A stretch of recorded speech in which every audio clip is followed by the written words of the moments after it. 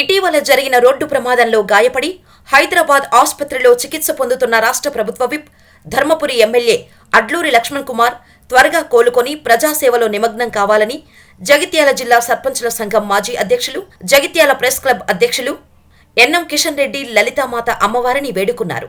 Jagtial rural మండలం పొలాసలోని 108 శ్రీచక్ర లలితమాత ఆలయంలో బుధవారం ఎమ్మెల్యే లక్ష్మణ్ కుమార్ ఆరోగ్యం కుదుటపడాలని కిషన్ రెడ్డి ఆధ్వర్యంలో సుహాసినీలు ప్రత్యేక పూజలు చేయగా, ఆలయ పూజారి పాలేపు అజయ్ శర్మ గోత్రనామాతులతో అర్చన చేశారు.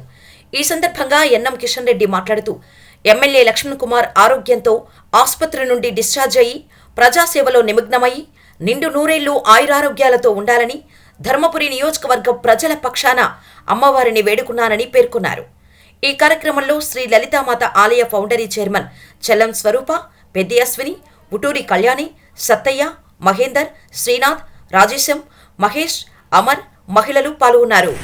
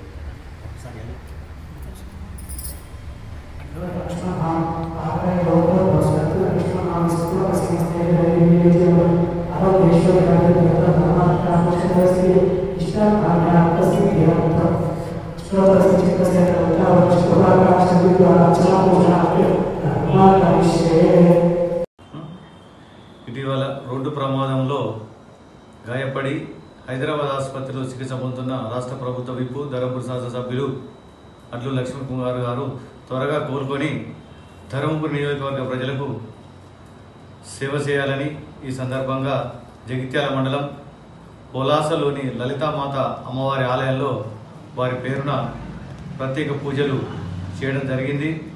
వారి కుటుంబానికి అమ్మవారి ఆశీస్సులు ఎల్లవేళ ఉండాలని కోరుతూ వారు ఆయురారోగ్యాలతో ఐశ్వర్యంతో ఉండాలని ఈ సందర్భంగా నేను కోరడం జరిగింది.